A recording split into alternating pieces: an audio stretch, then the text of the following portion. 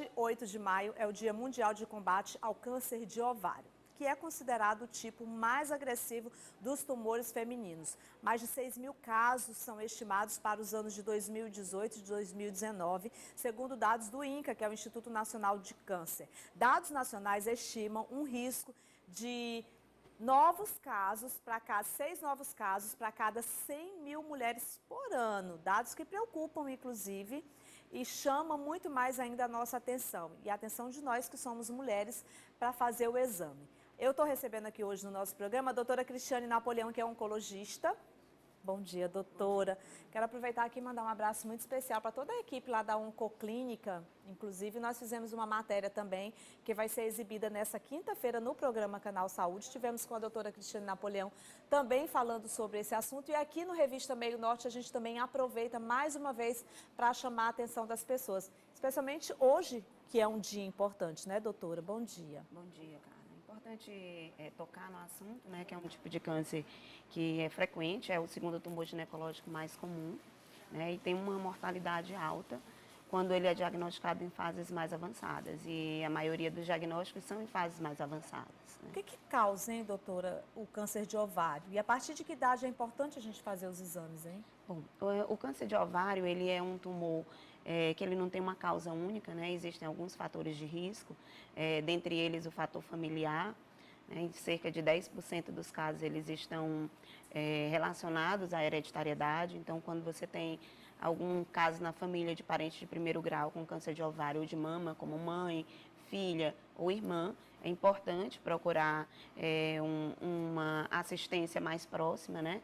E ele tem outros fatores, além do fator hereditário. A gente tem a obesidade, a falta de atividade física como fatores de risco. A mulher que nunca teve filhos, nunca gestou, também o uso de terapia hormonal na menopausa, por um longo tempo, de 5 a 10 anos, principalmente se ela for só com estrogênios, é um risco aumentado. Embora a gente tenha uma proteção quando a mulher usa anticoncepcional numa idade mais jovem, né? E a mulher infértil também, ela tem um risco maior de desenvolver esse câncer.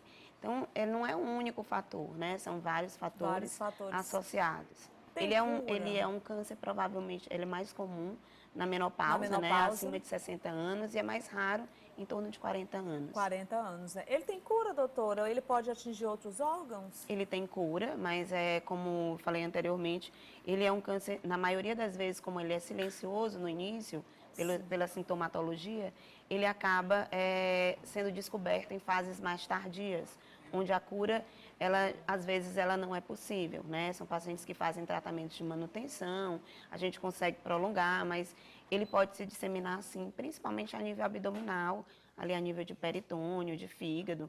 E como qualquer câncer, né, ele pode se disseminar para outros órgãos. Sim. Por isso a importância da prevenção, né, doutora Cristiane Napoleão? A gente sempre traz matérias e entrevistas, especialmente eu acho que eu tenho esse papel também com o meu telespectador de levar informação relacionada à saúde, porque o que a gente quer? A gente quer qualidade de vida, né? Então a gente quer muito mais saúde. A Oncoclínica tem aí 16 anos, doutora? 16 anos. 16 anos. Nossa, faz tanto tempo que a gente está juntos, né? E a gente vê a Oncoclínica crescendo e cada vez mais eu vejo a questão da humanização, de trabalhar levando a informação para as pessoas. E muita coisa, inclusive, tem mudado, né, doutora, nesses 16 anos de Oncoclínica. A gente procura estar sempre trazendo novidades, tanto novidades na área da medicina, né, do tratamento, do diagnóstico, bem como também trazendo coisas novas de aconchego, de acolhimento. Né, um tratamento mais multidisciplinar, onde a gente acaba envolvendo outros profissionais que são muito importantes nesse processo doença-cura. Sim, uma coisa que é muito interessante lá na Oncoclínica é que toda a equipe multiprofissional, porque aí a gente fala dos oncologistas, a gente fala dos farmacêuticos, das enfermeiras, dos físicos, então assim, de uma equipe realmente que é multiprofissional. Mas assim, só a título de informação mesmo para as pessoas que estão assistindo aí essa entrevista agora, para vocês terem uma ideia, gente, a equipe da Oncoclínica, ela é muito unida. E é por isso mesmo que eles fazem reuniões científicas, inclusive com discussão de casos e artigos científicos, né, doutora? Porque é importante isso, inclusive discutir casos de pacientes. Verdade, o tumor board, que é o que a gente chama, né, das nossas reuniões científicas, é um importante não só para o nosso crescimento pessoal, né, mas para o resultado dos nossos pacientes. A medicina não é uma ciência exata, você precisa realmente discutir, né, trocar experiências, né, trocar alguns estudos, né, entre os médicos para que você chegue ao melhor tratamento possível, né? Hoje o tratamento é cada vez ele mais individualizado, né, baseado apenas numa receita de bolo. Você tem que levar em consideração os conhecimentos médicos, mas também a condição de todo paciente, a condição clínica de receber ou não um determinado tratamento. Então, tudo isso é discutido e eu acho que quanto mais a gente se reúne para falar dos casos interessantes, daqueles casos onde existem dúvidas, né, mais a gente vai ganhar com isso e o nosso cliente também. Com certeza. Inclusive, eu sempre recebo mensagens de telespectadores, especialmente do programa Canal Saúde, quando a gente faz alguma entrevista, e algumas pessoas que falam assim, Carla, lá na Oncoclínica só tem oncologista? E eu digo assim, não, gente, lá tem vários tipos de especialidades, até porque a gente está falando aqui, vamos supor, o câncer de ovário. E a gente sabe que, na maioria dos casos, ou o mastologista ou o ginecologista encaminha para o oncologista, né?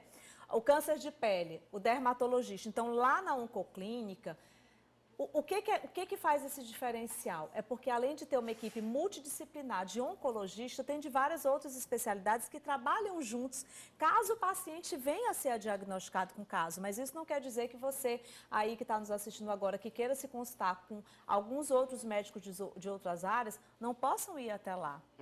A gente acaba diversificando um pouco as especialidades para facilitar, né, o nosso paciente, para que ele não trate só o câncer, mas que ele precise de qualquer outra especialidade e ele tem um acesso fácil e ali o próprio médico ele consegue ter acesso àquelas informações que possam ser relevantes na condução do caso dele. Claro, né? Inclusive com relação à prevenção, né, doutora Cristiane? A gente bem está falando aqui sobre o câncer de ovário e lembrando ao pessoal que está em casa que prevenir é sempre a melhor solução. Então, quando a gente se cuida, quando a gente faz um check-up, quando a gente procura comer de forma saudável, praticar atividade física, então a gente tá prolongando a nossa vida, a gente está querendo saúde, né, doutora? Realmente, quando a gente está tratando sobre câncer de ovário e a gente fala em prevenção, é um pouco frustrante porque a gente não consegue, não tem exames específicos para prevenção nesse tipo de neoplasia, né? Os exames que existem, eles não conseguem diagnosticar o câncer numa fase precoce para que a gente obtenha a cura, né? Então, a gente orienta sempre que alguns sintomas são importantes, né? Que devem ser lembrados para que você procure o seu ginecologista, como sensação de um peso abdominal que você não tinha antes, um desconforto ou uma dor mesmo abdominal, um aumento do volume da barriga, né, que é uma coisa que você às vezes não percebe tanto, mas quem tem o hábito, né, de frequentar o seu ginecologista, ao perceber qualquer modificação nessa área ginecológica, né, ou nessa área mesmo do abdômen, que são alguns sintomas que podem acontecer, esse peso, desconforto, o aumento abdominal, a palpação de alguma tumoração, né, é importante você procurar o seu médico, porque já que a gente não tem um teste de screening, como por exemplo a gente tem a mamografia no câncer de mama, então é relevante que você esteja atento a isso e procure, né, o seu médico, o seu ginecologista, faça visitas regulares, que ele pode provavelmente detectar de uma forma precoce. Por incrível que pareça, doutora Cristiane, eu vou até aproveitar a oportunidade aqui para te perguntar com relação à questão do estresse emocional. Porque assim, a sensação que eu tenho todas as vezes que eu vou fazer um check-up, que eu vou ao médico e que eu vejo que está tudo bem comigo, é de felicidade extrema, né? E todas as vezes que a gente ou sente uma febre, ou sente alguma dor, alguma coisa que incomoda a gente já começa a ter o medo. E o estresse também é um fator de risco para o câncer. É ou não é, doutora? O estresse ele acaba modificando várias reações dentro do próprio organismo. A gente tem um mecanismo de controle, né, no nosso organismo, que é um mecanismo onde as células elas estão atentas, né, a tudo aquilo que está de errado, seja uma proliferação anormal, né, uma célula que se modificou, teve uma mutação. E o nosso organismo tem mecanismos próprios, né, para tentar combater isso, mecanismos imunológicos. E lógico que o estresse ele desencadeia outras reações que às vezes distraem, né, o nosso organismo para aquele evento de estresse e acabam deixando descoberto outras áreas. Então, realmente, essa vida estressada, ela deve contribuir, sim, né, para a maioria das doenças, porque não é um fator único, mas deve ser um fator, porque o nosso organismo acaba deixando de estar atento a algumas coisas para estar resolvendo aquelas outras questões, né, que o estresse provoca no nosso corpo, né? Ainda falando sobre o câncer de ovário, doutora Cristiane Napoleão, a gente estava falando sobre a questão da prevenção, que é importante em todos os sentidos da vida, não só para nós mulheres, mas os homens de uma forma geral. Mas o que, que a gente tem de novidades e de avanços em relação ao tratamento hoje para o câncer de ovário? Bom, o tratamento, ele ainda tem, ainda tradicionalmente, ele é cirúrgico, né? A cirurgia, quanto mais precoce ela acontecer, mais benefícios vai trazer para aquele paciente. E depois da cirurgia, alguns pacientes têm indicação de fazer um complemento com quimioterapia. E o que vem chamando a atenção hoje, em relação associada à hereditariedade, que como esses tumores eles têm em torno de 10% uma associação com uma síndrome mama-ovário, em média BRCA1 ou BRCA2, que são genes mutados associados a essa síndrome, que aumenta não só o risco de câncer de ovário, mas também o risco de câncer de mama, né? Hoje a gente já consegue ter uma terapia alvo dirigida para os pacientes que são portadores dessa mutação do BRCA1 ou BRCA2. Então, alguns estágios mais avançados, a gente já conta, né, com a terapia alvo dirigida para atuar exatamente nessas áreas, nessas células, né, que estão mutadas.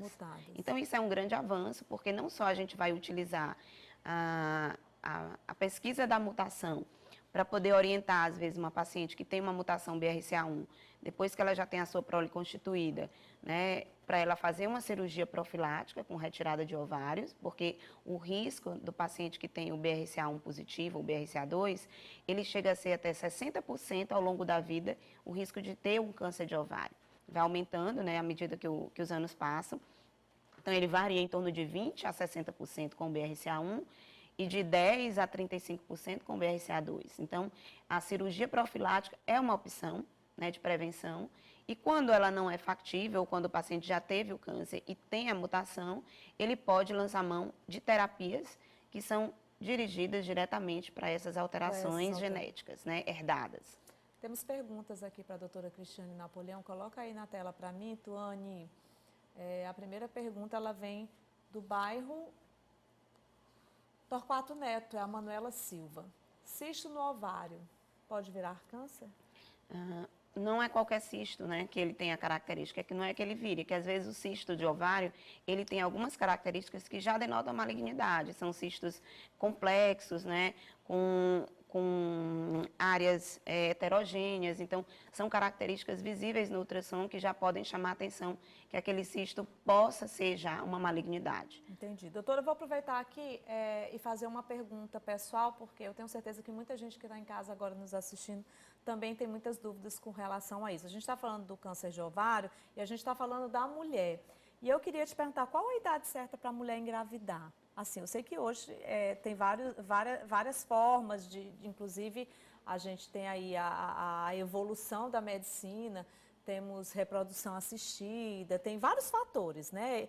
E tal, mas qual é realmente a idade correta para a mulher engravidar, hein, doutora? Em relação ao ovário, por exemplo, os riscos, né, eles são menores quando as mulheres engravidam têm o primeiro filho até 26 anos. Até 26 né, anos. Mais ou menos isso, né?